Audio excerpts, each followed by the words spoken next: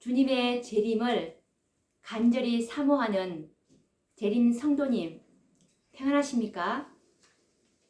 저는 이 시대에 구원받을 수 있는 기별인 현대 진리를 전하고 있는 권 에스더입니다.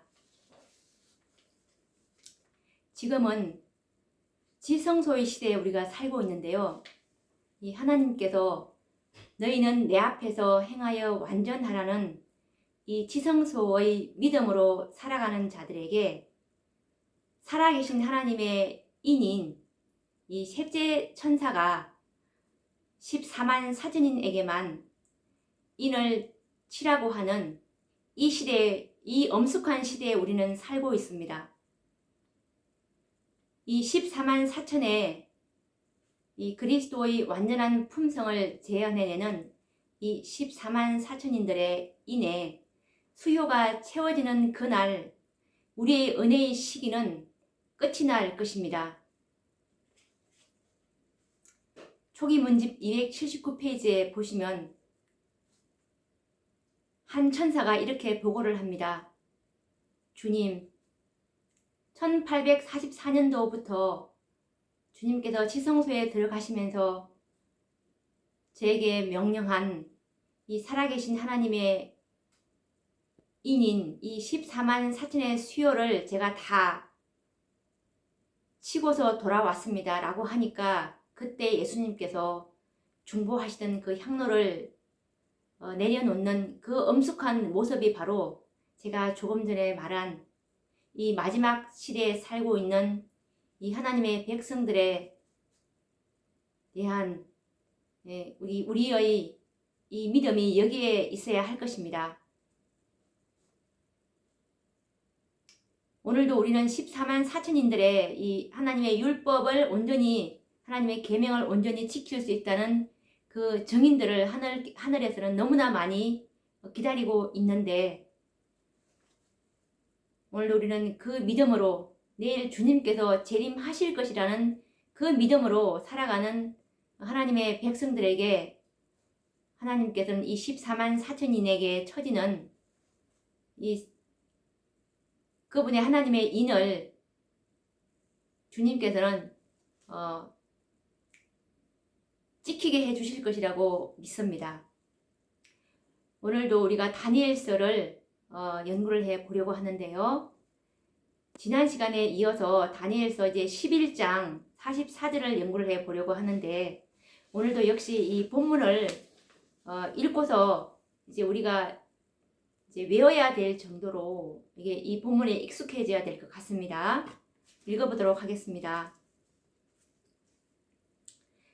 마지막 때 남방 왕이 그를 찌르리니 북방 왕이 병거와 마병과 많은 배로 회리바람처럼 그에게로 마주 와서 그 여러 나라에 들어가며 물이 넘침같이 지나갈 것이요 그가 또 영화로운 땅에 들어갈 것이요 많은 나라를 패망케 할 것이나 오직 에돔과 모압과 암몬 자손의 존귀한 자들은 그 손에서 벗어나리라. 그가 열국에 그 손을 펴리니 애굽 땅도 면치 못할 것이므로 그가 권세로 애굽의 금은과 모든 보물을 잡을 것이요 리비아 사람과 구스 사람이 그의 시종이 되리라.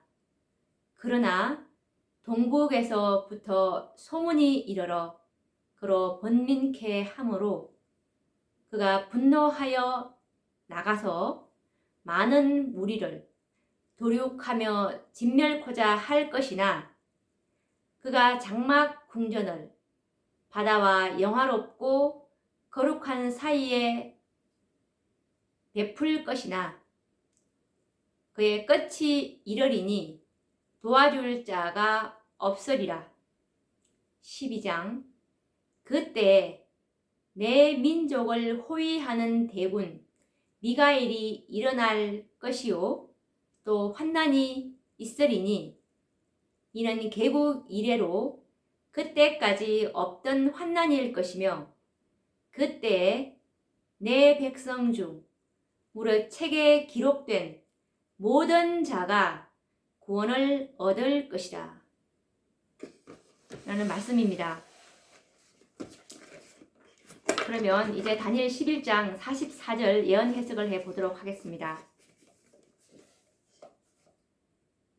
우선 본문을 한번 읽어보도록 하겠습니다. 다니엘 11장 44절입니다.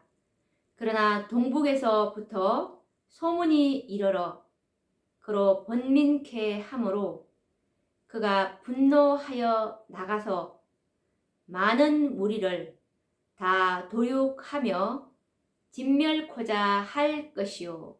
라는 말씀에서 이 동북에서의 소문이 무엇인지 알아보도록 하겠습니다.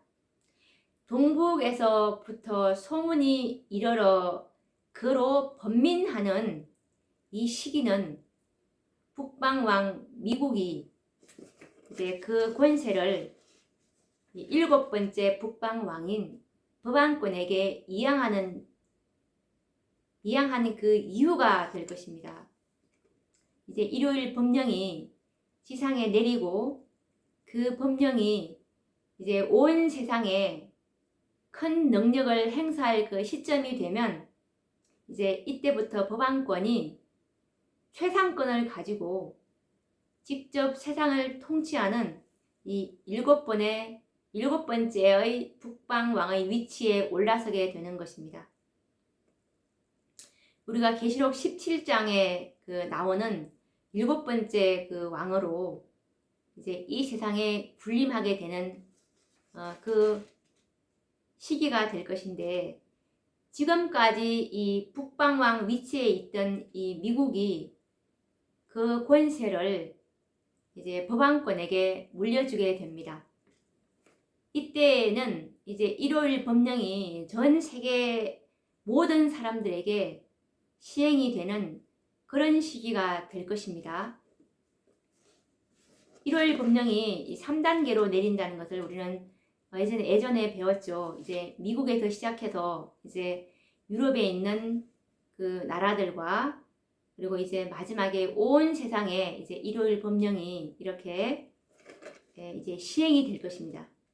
일요일 법령은 모든 민족과 이제 나라들에게 확산이 되고, 이제 하나님의 백성들에게는 핍박이 이제 고조될 것인데, 이때 하나님의 백성들은 정말 큰 소리로 내 백성아 거기서 나와 짐승의 표를 받지 말라고 외치게 될 것입니다.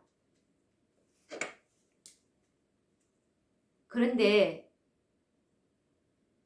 정말 일요일 법령이 이들의 연약함과 이 하나님의 백성들의 연약함과 무력함에 비해서 그 일요일 법령의 그 위세가 너무나 강해서 이제 하나님의 백성들은 하나님의 특별한 언약을 기억하게 되면서 이제 기도에 매달리게 될 것입니다. 이 위급한 시기를 당한 이 하나님의 백성들의 한결같은 기도는 약속하신 늦은 비를 부어달라는 그런 기도가 될 것입니다. 일요일 법령이 이제 전 세계적으로 내릴 때 이 셋째 천사의 기별은 고조가 될 것이고, 그들의 힘이 너무나 미약하니 정말 하늘만 바라보게 되겠죠. 이처럼 지상에 살고 있는 이 모든 남은 백성들의 그 늦은 비를 받기 위한 열렬한 기도가 이제 하늘로 올라가게 될 것입니다. 마치 이 오순절이 이르기 전에 이 마가의 다락방에 모였던 제자들과 같은 그 간절한 기도가 하늘로 올라가게 될 것이고, 그때 이제 하나님께서는 비로소 약속하신 그 늦은 비 성령을, 이 현대 진리를 소유하고 있는 정말 완전하고 이 순결한 진리, 오류가 하나도 없는 이 진리를 보유한 참 교회에게 이제 부어주게 될 것입니다. 늦은 비를 받은 이 남은 백성들은 모두 영화롭게 되어서 두려움 없이 이 셋째 천사의 경고의 기별을 이제 외치게 될 것입니다. 이렇게 해서 이제 온 세상은 예수님의 재림의 선포와 아울러서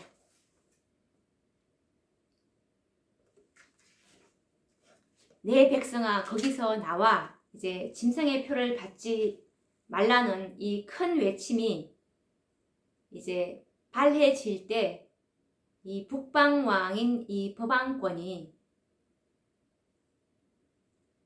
정말 이 큰 외침에 너무나 당황하게 될 것입니다.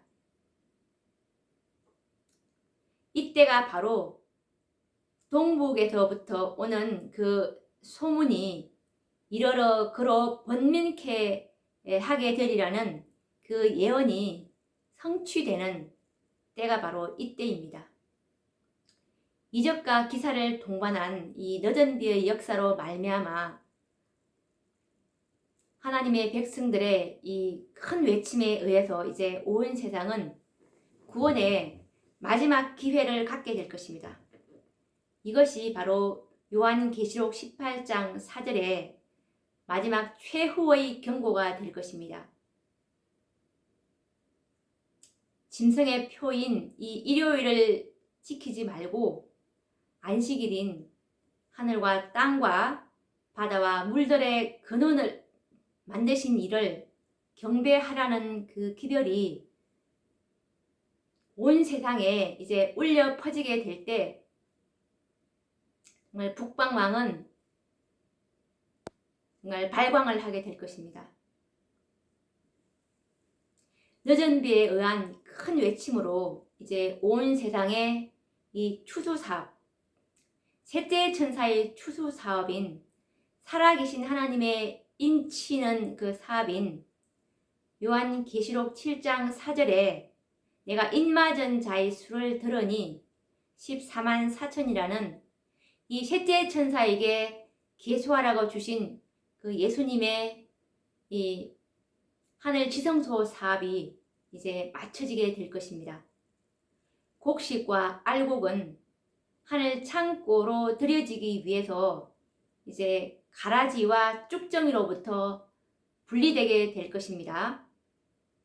타락한 교회들과 이제 바벨론 가운데 있는 그 신실한 하나님의 백성들은 모두 그곳에서 나와 이 최후의 경고의 기별을 외치는 이 무리와 이제 연합하게 될 것입니다. 이때까지 타락한 교회들은 하나님께서 그들과 함께 하신다고 속여왔지만 이때에는 이 큰 외침 때에는 이제 더 이상 속지 않게 될 것입니다. 사단은 이것을 알고 이 참교회에 부어주는 이 늦은 비의 역사로 이제 하나님의 그 바벨론 가운데 있는 그 남은 무리들이 이제 14만 4천인으로 다 계수가 되면은